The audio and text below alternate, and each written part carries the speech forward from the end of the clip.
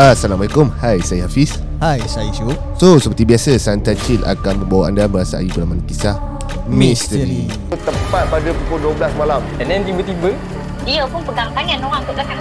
Allah.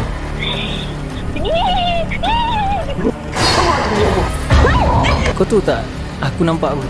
Kau nak mati ke? Dia menari tu, dia terpanjang-panjang kaki dia kan.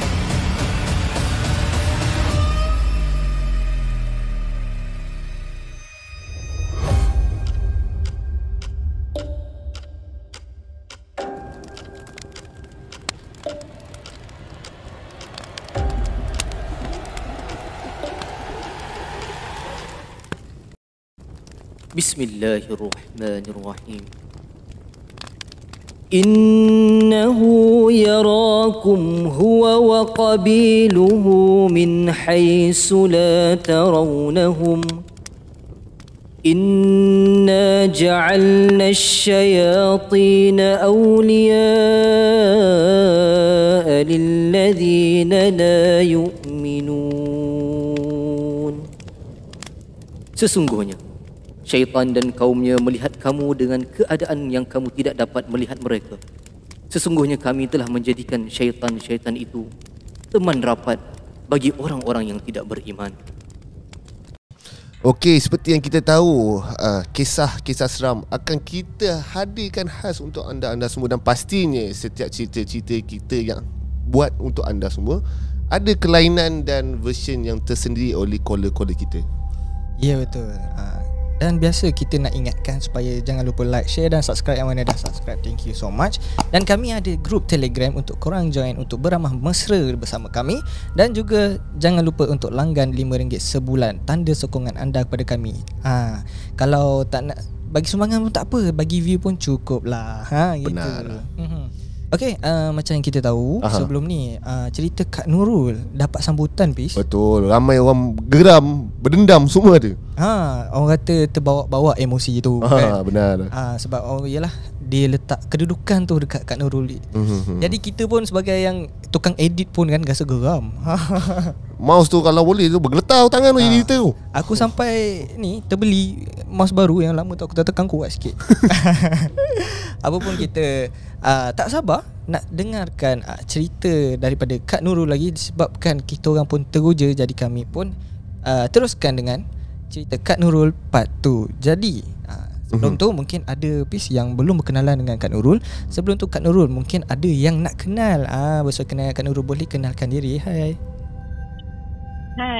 Assalamualaikum. Waalaikumsalam. Saya nama Nurul. Nama nickname lah. Berumur 35 tahun.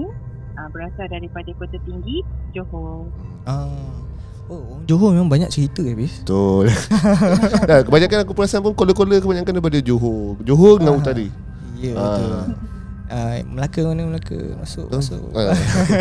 Dan kepada korang semua yang belum tengok lagi part 1 cerita Nurul, korang pergi, pastinya korang akan tersentuh dan menyayat hati cerita daripada Kak Nurul part 1 tu.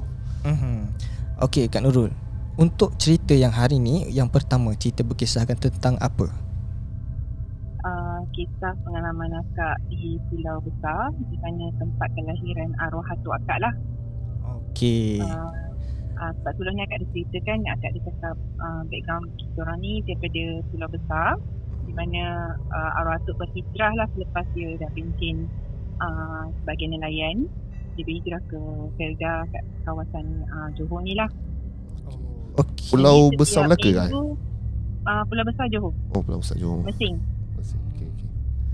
Ingatkan Melaka je ada Pulau Besar. Betul lah, tertanya-tanya juga. Okay. Kalau pernah dengar legenda pasal Pulau Besar ni, yang kisah Pulau Besar, nama penuh sebenar dia tu Pulau Besar, Pulau Babi Besar. Pulau Babi. Pernah dengar? Pulau Babi Besar. Minta maaf lah tercarut, tapi itulah nama betul dia. Pulau Babi Besar. First time dengar. Betul. Tapi bila orang tak nak menggunakan perkataan tu, tak berapa nak elok kan. Jadi dia cuma panggil Pulau Besar. Okey, faham. Okey Kak Nurul, kita dah tak sabar nak dengarkan cerita Kak Nurul. Jom kita dengarkan cerita yang pertama. Okey, cerita ni pada tahun 1965 lah. Masa tu muakak dalam 8 tahun. Di mana akak ketika itu cuti sekolah. Family akak ni dalam masa arwah tu, kalau masa cuti sekolah memang kita orang akan balik dekat sana sebab ada lagi rumah pusaka arwah moyang. Jadi kita orang akan menginaplah dekat sana setiap kali musim cuti. Pada hari yang kejadian tu, akak melanggar, kata orang tu, tak indahkan warning daripada arwah atuk ni. Arwah atuk ni dah pesan awal-awal, kalau keluar bersia-sia atau bermain kawasan pulau tu, kat pantai ke, kat kiri kat mana, kat hujung pulau ke, mesti balik ke rumah sebelum pukul 6.30. Tapi ketika itu, ayalah kita budak, mana nak dengar sangat kan kata orang tua. Jadi akak balik lewat dalam pukul, lewat sikit dah dalam 6.45 macam tu. Tapi masa tu akak cuma main kat pantai je. Okay, rumah pusaka arwah nenek ni memang betul-betul berhadapan dengan pantai, tapi jarak dia tu jauh sikit. Tapi memang bila buka pintu nampaklah laut. Cuma dia jauh, jarak dia sejauh sikit je lah nak berjalan daripada pantai tu ke rumah. Jadi masa tu tak ada lagi macam sekarang ni banyak dipenuhi dengan chalet untuk kunjungan pelancong-pelancong kan. Jadi separuh sahaja chalet. Rumah arwah nenek ni ke tengah sikit. Bila kita daripada JP tu akan jumpa dulu chalet, jalan, lepas tu baru jumpa rumah arwah nenek ni. Arwah moyang ni. Jadi masa tu lampu jalan pun kata orang cuma daripada JP tu separuh je memang sampai khas dekatnya chalet je. Jadi daripada chalet tu nak ke rumah moyang ni gelap. Dan tak ada lampu apa-apalah, melainkan kita je lah yang bawa lampu kecil kan. Masa tu pun nama pun pulau, jadi banyaklah buah kelapa yang bersepah, yang mana orang pulau mana nak pakai kelapa yang macam kita dekat darat ni kan. Jadi masa tu akak bermain dekat pantai dengan makcik akak. Yang akak cakap makcik akak ada 2 orang kan, adik-beradik arwah abah tu. Masa tu akak main dengan diorang, berjalan-jalan lah bersetia. Terlupalah bila dah syok sangat main tu, nak balik tengok dah lambat. Nampaklah arwah atuk ni daripada jeti sebab dia masa tu pergi mancing. Dia naik ke jeti, dah nampak kelibat dia, kita orang berlari lah. Makcik ni dah lari dah ni, tinggalkan akak sebab dia takut kan dengan bapak dia. Dia tinggalkan akak. Akak paling last kat belakang. Akak pun berjalan je lah, berjalan yang agak laju sikit lah. Masa akak dah melintas daripada lepasan pantai tu, ada jalan untuk pelancong lah, untuk usia akak ke dalam sikit. Masa akak melintas jalan tu untuk menuju ke rumah arwah nenek, hujung mata akak nampak sesuatu macam tutup tubuh berpakaian serba merah. Perempuan, rambut panjang, berselendang tutup kat kepala dia tu merah. Baju dia semua merah. Dia daripada atas sampai ke bawah memang merah. Melirik lah, memang tak nampak lah kaki dia. Lepas tu akak toleh lah.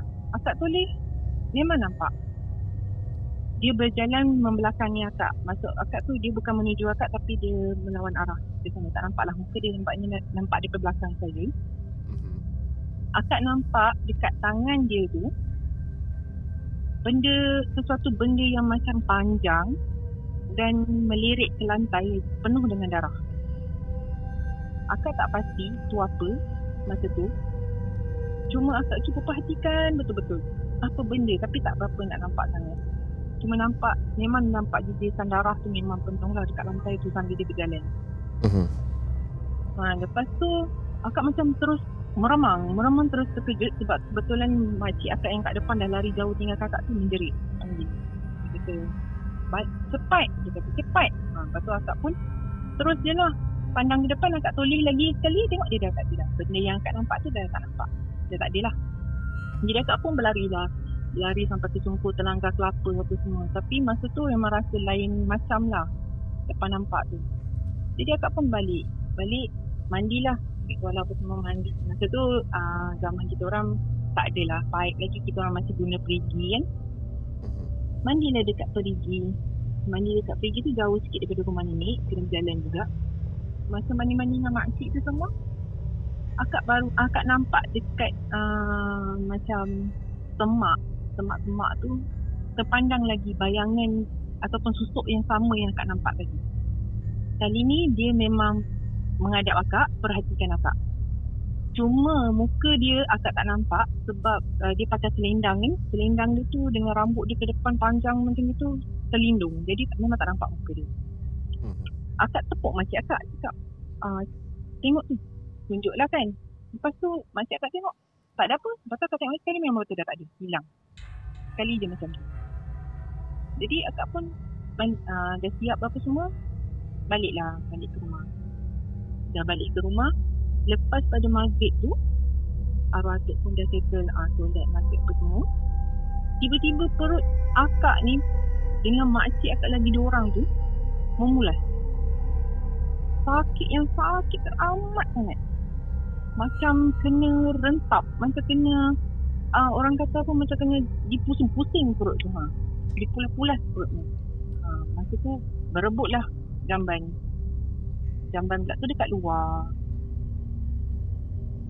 Makcik akak mula pergi. Lepas tu berganti pula makcik akak lagi seorang. Lepas tu berganti pula dengan akak. Lepas tu sampai dah macam itu, muntah-muntah. Dah kata orang tu dah membuang-buang, berik-berik, muntah-muntah. Muntah tu belahak semula. Tapi perut tu memang sakit. Dia tak boleh digambarkan sakit dia. Okay. Makcik akak sampai nangis. Akak pun sampai nangis. Akak tok dah tak tahan. Tok dah sakit sangat tak tahan. So atuk akak ni tersegah. Dia cuma cakap, kau balik pukul berapa tadi? Dia cakap. Lepas tu makcik akak terus macam tunduk lah. Dia dah takut kan. Tak salah ni, salah kan. Salah kita orang. So saya pun jawab, pukul dekat pukul 7 tu. Dekat gitu. Itulah orang tua cakap tak nak dengar. Inilah balasan dia. Inilah dia. Dah mendapat. Dia lah sambil tu. Lepas tu atuk pun ambil wuduk balik. Dia baca, dia ambil air. Dia baca-baca. Masa tu tiba-tiba tengah dia baca buat air, kata orang tu air, mungkin air penawar. Tiba-tiba ribut yang sekuat-kuatnya sampai angin kuat, kencang. Rumah tu atap sampai macam nak cabut, bergoyang-goyang macam tu. Lepas tu, lepas dia siap je buat air tu, hujan turun sebat-lebatnya. Jadi dia pun bagilah air tu, selesai buat air tu dia bagi. Dia minum. Dia suruh minum, selawat minum, dia cakap. Lepas tu air tu dia tuangkan kat tapak tangan dia, dia terus sapu kat perut akak. Dia tarik daripada perut akak tu, pusing, lawat arhajam, tarik terus ke bawah sampai ke kaki, hujung kaki. Dia ulang sampai 3 kali. Sama dengan makcik akak tu juga, dia buat yang sama. Lepas pada arwah atuk ni dah buat air penawar tu, lepas 10 minit lepas tu kita orang baru rasa lega lah. Perut dah tak sakit, dah tak ada cerit-berit, tak ada muntah-muntah. Cuma hujan selepas tu masih lebat dan tak dalam setengah jam macam tu dia berhenti. Lepas tu arwah atuk ni dia duduk dekat tengah-tengah antara kita orang 3 orang ni tengah baring. Dia menunduk sambil dia bercakap sesuatu. Okey. Akak tak tahu dia berinteraksi apapun apa, tapi masa tu yang penting akak nampak dia bercakap lah. Dia cuma bercakap minta maaf. Mungkin ni cucu ni, dia kata cucu ni dah langgar waktu lah, dia cakap macam tu. Minta maaf lah. Tak sengaja, dia cakap lepas ni tak akan buat lagi. Dia cakap macam tu lah. Lepas tu tak dengar, akak tak tahulah, akak tak dengar apa-apa, cuma dengar atuk je yang bercakap macam tu. Lepas tu arwah atuk ni pun cakap berulang kali lah minta maaf tu. Lepas pada tu arwah atuk pun macam terus dia angkat kepala, pandang kita orang, lepas tu dia tanya, dah okey belum? Dia kata. Lepas tu kita orang pun cakap dah lega dah tak ada rasa sakit lagi. Lepas tu teruslah atuk pun sambung, dia punya membebel lah. Dia membebel, dia cakap lepas ni jangan balik lagi lambat. Ni bukan tempat korang. Jadi ikutlah apa yang orang tua cakap. Kalau dah orang kata tu balik, jangan main-main lagi. Dia cakap dekat sini ni bukan tempat kau orang aja, ada lagi orang lain. Dia cakap macam tu. Ada lagi tempat orang lain. Dia cakap macam itu. Maksudnya tu macam kalau kita dah besar kita faham lah. Maksudnya dekat dunia ni bukannya setakat makhluk manusia je, alam sebelah pun ada. Faham? Jadi lepas tu kita orang pun yelah tu yang anak ni pun cakap yelah bak, minta maaf semua dia cakap. Lepas pada tu kita orang pun tidur je lah. Dah lepas jaga apa semua tu, kita orang tidur. Semua arah tu masih berjaga. Mungkin dia masih risau. Jadi kita orang pun tidur je lah sampai ke pagi. Lepas tu besoknya tu akak konangan makcik semua dah okey, tak ada apa-apa, Alhamdulillah. Kita orang pun bermain lah macam biasa. Cuma memang sudah ingat lah, lepas pada kejadian tu kita orang memang akan ingat lah. Pukul 6 kat payah pukul tunggu 6.30. Pukul 6 ni kita orang memang dah cabut dah balik. Punya rasa seram dia tu ada lagi kan. Tu tak selang 2 hari kita orang kat situ. Kita orang kalau balik kan cuti sekolah macam cuti penggal tu dalam cuti kadang 2 minggu kan. Jadi memang lama lah kat sana. Dalam 2 hari tu arwah bapa akak ni pergi memancing. Dia memancing tu dekat hujung pulau. Hujung pulau ni memang banyak batu-batu besar tau. Jadi arwah bapa akak ni mancing dekat atas batu besar tu yang dekat dengan perairan lah. Tengah dia mancing tu tiba-tiba dia kena tolak. Dia tengah nak tarik ikan, masih dah dapat ikan, tapi dia nak tarik ikan tu dia kena tolak, dia jatuh tersungkur. Jatuhlah ke bawah tu, kepala kena batu berdarah. Balik. Dia balik sambil dia bising-bising bebel-bebel. Lepas tu arwah atuk ni cakap, kenapa bang? Dia, tak ada lah, orang tak kacau. Kau pula kacau aku main kasar. Dia cakap macam itu. Dia cakap, kenapa pula? Dia cakap, inilah orang tengah memancing, bukan kacau dia pun. Dia main tolak-tolak pula. Kalau dapat, tak berani pula tu tunjuk depan mata dia. Kalau dapat memang mati itu je kan. Dia cakap macam itu. Jadi arwah bapak akak ni memang jenis sekarang kan, jenis panah bareng. Jadi arwah tu ni tenang je lah dia. Itu antara kisah yang dekat pulau lah. Itu kisah pertama kak. Nak cerita banyak tak adalah kata orang tu tak best lah nak cerita kat pulau je kan. Agak banyak lagi pengalaman yang kat lain-lain. Okey kak, akak tahu kenapa punca ataupun perjanjian pukul 6.30 tu nak kena balik? Masa tu akak tak berapa faham, tapi bila dah besar tu baru kita faham lah. Sebab pukul maghrib, sebelum maghrib tu kata orang tu dah pertukaran alam kan. Waktu dia berkeliaran. Jadi mungkinlah dia marah ke akak masa tu. Makcik-makcik akak jalan kan lari kan, mungkin terlanggar dia ke, tapi tak nampak. Jadi akak ni yang paling lambat, paling belakang, mungkin dia dah melepasi makcik akak tu, akak yang nampak. Tapi yang akak ingat, bila akak cuba ingat lagi balik semula bila dah besar ni, baru akak dapat tangkap apa sebenarnya yang dekat tangan ni akak nampak tu. Apa tu? Dia macam usus. Okey. Dia usus yang panjang yang bila kita pegang panjang itu dia meleleh, apa orang kata tu, menjejak lantai tu terseret kan. Penuh dengan darah-darah kan. Bila akak dah besar baru akak cuba ingat balik apa benda tu. Lepas tu bila akak ingat balik betul-betul lah macam usus. Yang penuh dengan darah. Mungkin itu ada resep dengan kenapa kita sakit perut, memulas kan. Sampai berak-berak muntah-muntah. Mungkinlah sebab tu. Jadi arwah atuk ni memang marah lah. Mungkin masa tu betul lah makcik akak lari tu terlanggar dia ke, dia tengah melintas ke kan tempat dia. Tak nampak. Okey. Berkenaan kisah pulau kan, disebabkan dia, aku pun mula terfikir ada perjanjian ke pukul 6.30 nak kena balik ke apa. Tapi baru kita faham pertukaran waktu. Yalah, macam kita tahu, Abang Adab pun pernah bercerita, waktu kita kalau kita malam, dia orang siang kan? Berbeza waktu berbanding dengan kita. So jadinya faham lah kenapa pesanan orang-orang tua terhadap kita dulu ada sebabnya lah kan. Bukannya semua benda yang dipesan daripada orang tua kepada kita tu tak baik sebenarnya. Ya, betul. Dan pesan orang tua ni bukan cakap kosong pis. Betul. Kan. Sebab benda ni pun kalau kita rujuk pada Al-Quran pun kan, memang dia apa ni orang kata sebenarnya tak bagi kita keluar pada waktu-waktu yang tersebut. Kan, sebab pada waktu tersebut patutnya di rumah ataupun kita dah bersiap siaga untuk mendirikan solat lah. Kan. Tapi yang cerita kena tolak masa mancing tu, itu sekitar waktu berapa, pukul berapa tadi? Oh, itu dalam subuh. Subuh pun nak tolak. Pukul 1-2 pagi. Mungkin dia suruh balik. Itu Ini arah abah ni pula terging orang cakap. Memang mendapat lah. Ya, macam aku cakap kat habis sebab kadang dia orang jadikan benda tu alasan tau. Macam time tu lah apa ni, dia apa ni langgar tempat aku kan. Padahal dia tak ada point pun nak cari masalah kita sebagai manusia tau. Tapi nak ganggu kita, dia gunalah alasan macam tu. Tapi apa pun kita pun kena ni lah, orang kata apa, jaga-jagalah kan. Kita tak nampak dengan apa kita tengah berhadapan kan. Betul. Okey Kak Nurul, kita nak dengarkan pula cerita yang kedua.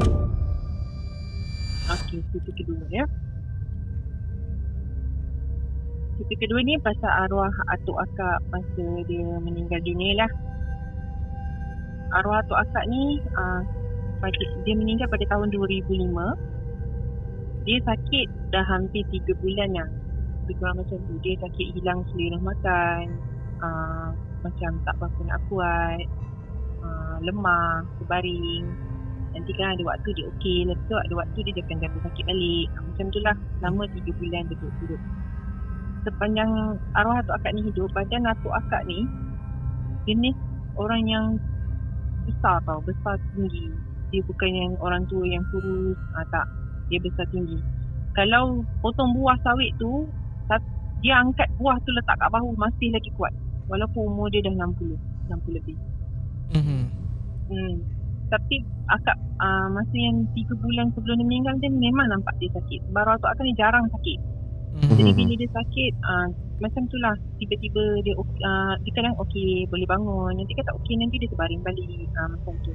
Mulanya kita orang fikir yelah, keluarga tak memang ada juga orang yang dengki kan, kadang-kadang menghantar barang-barang macam tu. Cuba juga ikhtiar. Tapi benda ni bukan bersangkut paut dengan lagi orang dengki menghantar barang ataupun sihir. Benda ni rupanya dia ada sangkut paut dengan saka keturunan. Saka keturunan ni daripada arwah atuk punya bapak. Okey.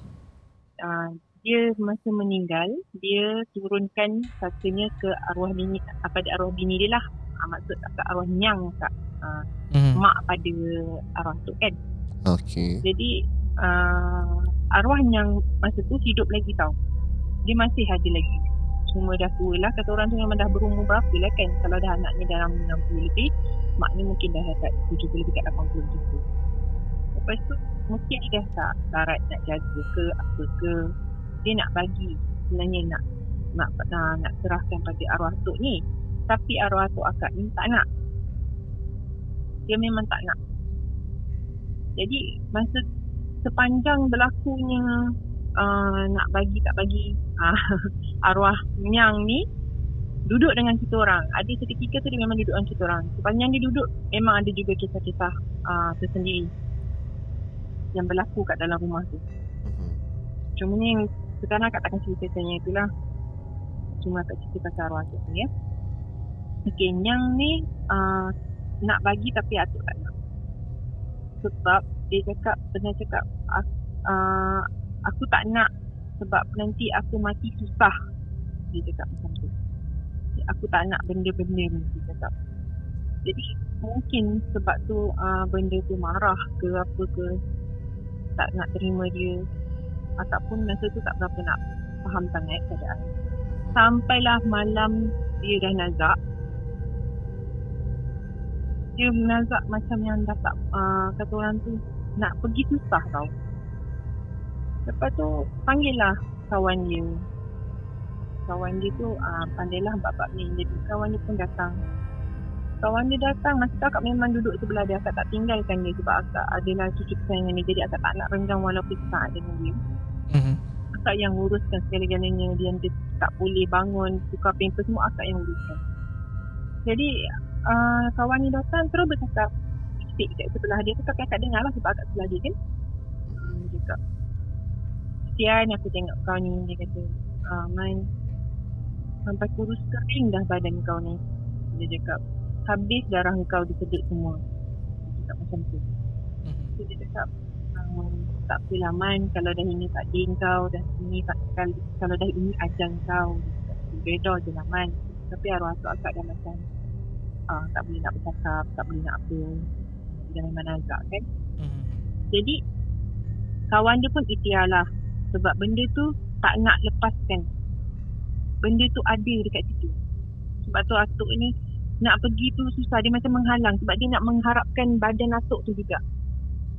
Sebab dia dah tak ada perjanjian dia sebenarnya pada anak pertama. Kira arwah atuk ni anak pertama. Lepas tu nak pergi ke arwah bapa akak tak boleh. Sebab arwah bapa akak dah tak ada dulu. Arwah bapa akak ni meninggal dulu dengan arwah atuk. Jadi dia dah tak ada tempat yang dia nak pergi ikut perjanjian dia tu. Sebab tu seboleh-boleh dia menahan arwah atuk ni nak pergi. Jadi kawan dia pun cakap, siapa yang ada dekat sini tolong ke tepi, jangan duduk di laluan pintu ataupun tingkap. Jadi malam tu buka pintu, buka tingkap, semua buka. Tingkap rumah semua buka, pintu semua buka. Jadi masa tu akak memang kebetulan duduk dekat pintu. Akak ke tepi lah, duduk memang tepi pintu. Dia baca sesuatu sambil meraut wajah arwah atuk ni sampai ke hujung kaki. Dia buat 3 kali. Lepas tu dia baca lama jugalah. Baca, dia buat benda tu sampai 3 kali. Masa dia dah kali ketiga tarik sampai ke hujung kaki tu, tiba-tiba akak rasa angin yang kuat berderu lalu tepi akak tau, rasa pipi. Sedangkan masa tu akak duduk kat pintu jauh daripada kipas. Angin luar pun tak ada, jenis angin tak kuat. So akak terkejut juga lah, teramang terus bulu rumah akak. Lepas tu barulah atuk nazak.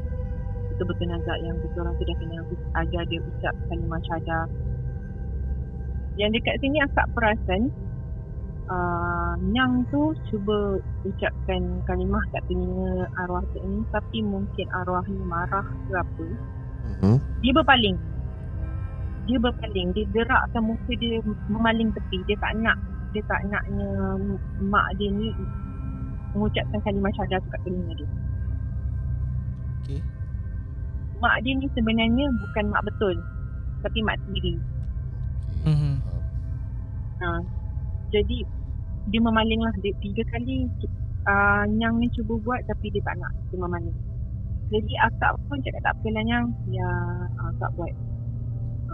Jadi akak pun ajarlah kalimah syahadah tu, ucap lah sikit-sikit. Habis dia ucap, terus orang tu dia dah tak ada lah. Jadi pengurusan pengumian dia, mandi jenazah dia, semua okey, alhamdulillah, tak ada apa-apa. Cuma selepas pengumian dia tu, akak kepanasan. Kita dah penat kan, dah berapa lama dia nazak tu, tak cukup tidur, tak cukup rehat, dengan menangis ni lain. Jadi selalu penat. Akak ambil keputusan untuk tidur dekat bilik dia. Masa akak tidur kat bilik dia tu, siang tau, makcik-makcik ni semua dah sibuk dekat dapur untuk buat majlis tahlil. Nak masak lah apa semua kan, majlis tahlil. Yang akak ni nak berehat. Masa kat dalam bilik tu akak seorang je. Masa akak dah nak lelapkan mata, kata orang tu macam kita baru nak terlelap tu, baru masa nak pejam, tiba-tiba ada satu benda yang main tak-tak dengan akak. Dia menjengah muka dia tu kat muka akak. Dia macam dia gitu.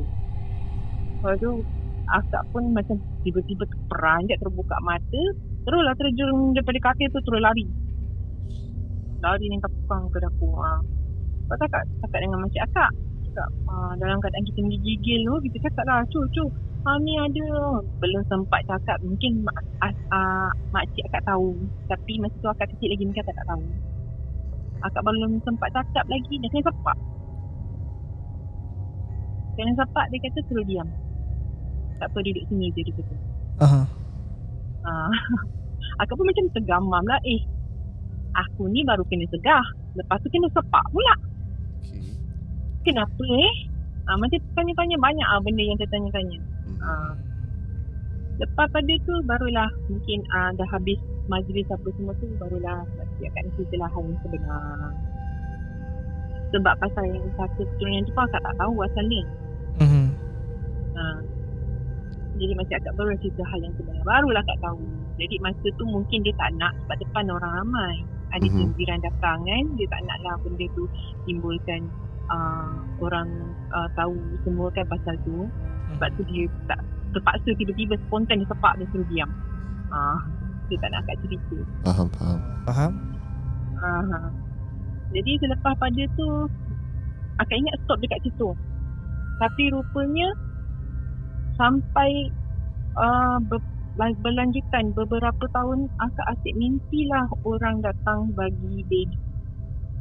Bagi apa? Bagi bayi. Setiap kali akak mimpi tu, mesti ada seorang perempuan datang bagi bayi. Dia tak tolonglah, ambil lah. Dia kata tak ada orang nak jaga kesian bayi ni apa semua. Akak cakap tak nak. Akak cakap tak nak. Saya belum kahwin, saya pun tak ada pengalaman, saya masih muda lagi. Banyaklah akak alasan dalam mimpi tu. Akak cakap akak memang tak nak. Tak nak baby tu. Sampailah dia akak dah dengar cerita ataupun ada yang berkongsi kata tanda-tanda macam mana saka nak menamping dengan kita kan. Salah satunya daripada mimpi tu, sebab akak adalah waris dia yang kata orang tu cucu sulung. Faham. Jadi akak keraplah dapat mimpi macam tu. Cuma alhamdulillah akak tak ada ambil. Memang akak tak ada ambil, tak ada susukan, tak ada. Lepas tu sampailah akak dah berkahwin, mimpi tu terus tak ada dah tak ada datang. Akak memang tak pergi berubat, tapi tak ada datang. Dengar cerita arwah nyang tu ambil balik. Dia ambil balik dia punya tu.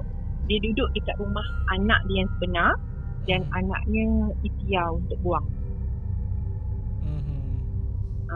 Lepas pada buang tu tak lama dia meninggal dunia. Okey. Yang diambil tu dalam keadaan terpaksa ke macam mana? Memang yang tak nak keluar pada rumah arwah asyik tu. Anak dia tu datang ambil, dia memang tak nak ikut. Tapi memang masa terpaksa lah. Memang terpaksa sebab dia takut kot. Sebab anak dia ni alim. Family dia jenis alim. Mengaji tak tinggal, semayang yang memang kata nak tak pernah tinggal. Rumah dia dipenuhi dengan Al-Quran, apa semua, bacaan semua. Mungkin sebab dia panas satu kan. Tapi dalam pasaan jugalah tu dia buang. Kalau ikutkan suruh dia buang, dia tak nak. Okey Kak, sepanjang akak hidup bersama dengan arwah atau akak sendiri, pernah tak akak nampak saka tu berhadapan dengan kakak? Pernah, tapi dia suka menyerupai ahli keluarga dalam rumah. Maksudnya ada akak selisih tapi yang sebenar tu kat tempat lain, macam tu? Betul. Okay, akak cerita sikit. Masa tu akak nak pergi sekolah. Masa tu zaman sekolah lah, sekolah menengah. Makcik akak pun yang bongsu tu pun masih sekolah lagi, sekolah menengah. Jarak umur akak dengan makcik bongsu tu tak jauh, dalam 3-4 tahun macam tu. Means kalau akak tingkatan 1, dia dalam tingkatan 4 atau 5. Akak nak mandi, tapi akak dengar depan bilik air, dalam bilik air tu masih ada orang mandi. Masa zaman tu kita orang naik bas sekolah kena awal, sebab kita kena keluar jauh sikit sekolahnya. Jadi kena bangun awal lah, pukul 5.30 dah kena bangun lah siap-siap. Jadi akak nak mandi, dengar bunyi air. Lepas tu tunggu lama. Jadi akak sampai ketuk lah. Akak ketuk pintu, marah lah. Akak tahu sebab akak dengan dia je yang kena bangun pagi untuk mandi pagi kan di sekolah. Akak panggil lah nama dia. Cucu jangan buka. Cucu buka pintu. Cepatlah mandi tu. Lama sangat. Nanti kita tinggal bas. Lepas tu tak lama air berhenti, dia buka pintu. Dia keluar. Dia keluar memang makcik akak tu. Sebiji dia. Tapi sambil selisih akak nak masuk bilik air tu, dia jeling. Dia menjeling akak. Lepas tu akak pun dah kenapa pagi-pagi dah bad mood kan. Dia kat lantak lah. Akak pun mandi. Akak mandi, tiba-tiba makcik akak tu ketuk pintu. Woi, dia kata, cepatlah dari tadi lama aku tunggu kau ni, dia cakap. Tak siap-siap, dia marah lah. Bukan ni dah mandi ke tadi, dia cakap tanya. So dia kata, mana ada, aku daripada dekat dalam lagi dengan kau punya bilik air tu tak berhenti-berhenti, dia cakap. Aduh, dia cakap, apa benda ni pula pagi-pagi buta ni. Akak pun siap-siap dia terus keluar. Lepas tu akak tanya lagi sekali, bukan Acu ke mandi tadi? Sebab akak tunggu depan bilik air ni, Acu yang keluar. Kau ni merepek apalah, dia marah. Itu satu kejadian lah. Benda tu memang suka menyerupai ahli dalam keluarga tu. So maksudnya daripada apa yang Kak cerita, maksudnya Saka tu adalah hantu raya, betul tak Kak? Mungkin, cuma kalau orang kata hantu raya tu, dia berbadan besar, berbulu hitam kan? Kebanyakan orang cakap. Tapi masa selepas arwah atuk tu meninggal, akak tak faham kenapa yang muncul depan akak tu lain. Dia susuk tubuh perempuan dengan berambut panjang. Akak ingat muka dia memang menjengah, tak jauh, boleh bernafas pun boleh bau tau kalau depan muka kita ni. Betul-betul dekat gila dengan muka kita ni dia jengah. Dia punya segah. Muka dia buruk, mata merah, gigi taring panjang sampai ke dagu. Dia punya senyum, punya lebar dia tu memang mengerikan. Jadi akak tak faham dia jenis apa. Satu tu jenis apa tak faham. Dia macam ni Pis. Aku pun sebenarnya sampai ni aku keliru lagi tau. Aku sebut je lah nama okay, tak apa. Pontianak, Langsui, hantu raya. Benda ni mengelirukan aku. Tapi aku ada orang cerita aku, dia okay, hantu raya ni ada sekali kita tengok dia dalam bentuk yang besar, berbulu, hantu raya. Ada lagi satu version, dia macam Pontianak, rambut panjang, baju putih. Betul. Aku tahu dengar. Tapi aku tak tahu apa beza dia. Mungkin kain dia kot nylon ke apa. Mungkin ada perbezaan pada tuan. Sebab dia orang cakap kalau sekiranya tuan tu lelaki, dia macam perempuan tu. Kalau sekiranya tuannya tu perempuan, dia macam yang berbulu tu, macam lelaki. Macam tu dia orang cakap lah. Ada yang cakap macam tu. Tapi yang aku pasti Bis, kalau macam sebelum ni kita pernah dengar kan, yang caller kita pun ada cerita, dia ada, dia hantu ni dia ada ni tau, macam orang kata apa kategori dia, hantu belaan, hantu-hantu yang ni, hantu yang bukan belaan, hantu sekian. Antara hantu belaan ni hantu raya lah. Dia hantu raya ni dia orang kata bukan hantu yang berkeliaran, tapi memang berpunya dan bertuan. Jadi aku pun masa tadi akak Nurul cerita pun terfikir hantu raya. Sebab banyak-banyak cerita bila kita sebut tentang menyerupai ni kan, dia lah tu. Aku wallahualam, kita tak tahu apa yang sebenarnya, tapi mungkin kita punya pendapat sama lah. Itu je lah. Okey Kak, cerita yang ni mengingatkan saya, dia macam cerita yang agak nostalgia. Dia macam saya tengok cerita apa dulu yang Pia Andre Jangan Pandang Belakang. Dia lebih kurang yang macam tu lah kan. Ada vibe-vibe cerita yang macam tu. Cerita ni lebih pada old school dan mungkin tajuk dia pesan orang tua. Okey, apa pun terima kasih Kak Nurul untuk cerita yang kali ni. Dua cerita sebenarnya kita tak sabar lagi. Mungkin Kak Nurul ada banyak lagi nak cerita, tapi masa pun dah mencemburui kita. Maksudnya kat sini Pis adalah part seterusnya. Ada lagi ke Kak? Banyak. Banyak. Okey, akak bagi hint sikit. Pengalaman akak, antara pengalaman mistik dan misteri ni, di mana akak dulu pernah kerja di sebuah hospital swasta, dan juga pengalaman akak menjahit. Sebab akak ni seorang tailor sebenarnya. Jadi menjahit ni ada waktu lagi-lagi bila nak bulan puasa kan, banyak menjahit pada pukul 1 ke atas lah. Okey. Pengalaman menjahit kita belum ada pengalaman. Betul, aku pun first time nak dengar ni. Jadi kita agak teruja nak dengar untuk episod seterusnya. Tapi sebelum tu, kalau korang nak part seterusnya macam mana, Bis? Korang just komen je kat bawah nak part 3 kat Nurul. InsyaAllah kita akan realisasikan permintaan anda. Ya, betul. Okey, Kak Nurul mungkin akan ada pesan untuk episod kali ni nak sampaikan kepada subscriber Santai Chill. Pesanan akak ni, kalau apa yang orang tua tu cakap, kadang-kadang ada sebab. Walaupun dia tak cerita terperinci kenapa, tapi sebenarnya ada sebab. Jadi ikutlah nasihat orang tua ni. Kadang-kadang benda tu sebenarnya untuk kebaikan kita juga. Walaupun pada cara dia bercakap atau cara dia marah kita tu macam salah sangat. Padahal benda tak ada apa pun. Tapi kalau sekiranya berlaku, benda tu sebenarnya memang memudaratkan. Sebab tu pada akak, hidup kita ni sebenarnya tak ada orang tua susah.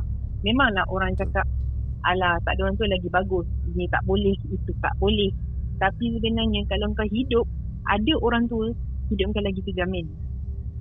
Maknanya ada je orang tegur kau boleh, apa kau buat salah ke, apa kau buat itu buat ini, dia tegur bersebab.